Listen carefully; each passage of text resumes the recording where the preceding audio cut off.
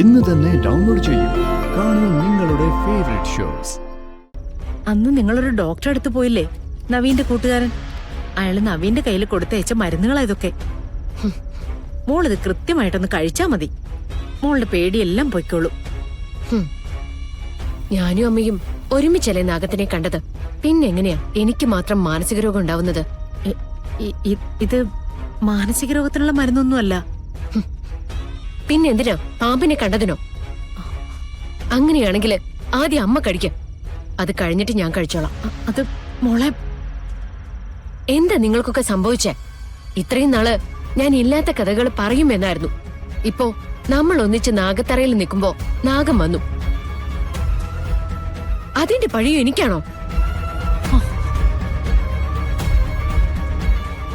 എന്താ സുമിത്രേ, എന്താ ഇവിടെ ബഹളം? ഡോക്ടർ കൊടുത്തയച്ച മരുന്ന് കഴിക്കാൻ പറഞ്ഞതാ അമ്മേ. അതെന്താ കഴിച്ചാല്? എനിക്ക് സൗകര്യമില്ല, അതുകൊണ്ടാ ഞാൻ കഴിക്കാത്തത്. വാക്കുകളിൽ അഹങ്കാരം കുറച്ച് കൂടുന്നുണ്ട് കേട്ടോ. ഞാൻ ചിലപ്പോ കുറച്ച് അഹങ്കരിച്ചു എന്ന് വരും. അഹങ്കരിക്കാൻ വകയുള്ള വീട്ടിനാ ഞാൻ വന്നിരിക്കുന്നെ. അല്ല, എനിക്ക് മനസ്സിലാവാത്തോണ്ട് ചോദിക്കാം, ഞാൻ എന്താ ചെയ്യേണ്ടത്? നിങ്ങളൊക്കെ കൂടെ എന്നെ കുരങ്ങ് കളിപ്പിക്കുമ്പോ ഞാൻ അതിനനുസരിച്ച് തുള്ളിത്തരണോ? സ്വന്തം കുടുംബത്തിന് നാഗശാപുണ്ടെങ്കിലേ അത് മാറ്റേണ്ടത് നിങ്ങളുടെ ഉത്തരവാദിത്വം. എന്നെ കൊണ്ട് ചെയ്യാവുന്നതൊക്കെ ഞാൻ ചെയ്തല്ലോ. എന്നും അതെ, നാഗശാപത്തെ കുറിച്ചുള്ള കള്ളം, പൂജയെ കുറിച്ചുള്ള കള്ളം, പൂജാരി പറഞ്ഞതിനെ കുറിച്ച് കള്ളം. ഓ, എനിക്ക് മടുത്തു. അങ്ങനെ മടുത്തും വെറുത്തും ആരും ഇവിടെ നിക്കണമെന്നില്ല. അല്ലെങ്കിൽ തന്നെ ഇതിന്റെ യഥാർത്ഥ സത്യം എന്താന്ന് എനിക്കറിയാം.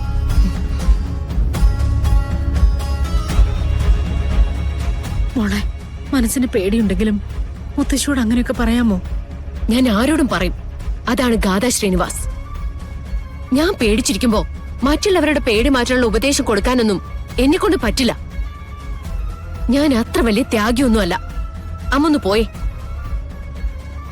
ശരി മോളെ, അമ്മ കാണിച്ചത് തെറ്റാണെങ്കിലും മോളങ്ങ് ക്ഷമിച്ചുകളെ.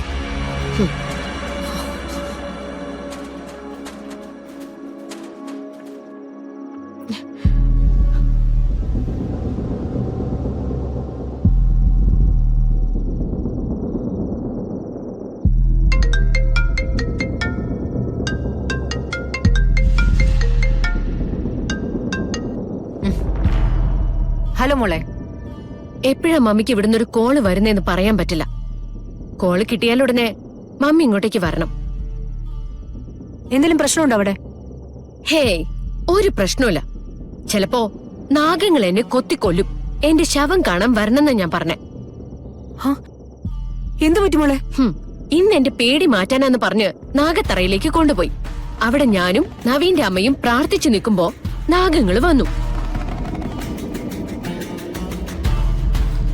എന്നിട്ടിപ്പോ എന്താ അവസ്ഥയെന്നറിയോ? ഞാൻ പേടിച്ചു.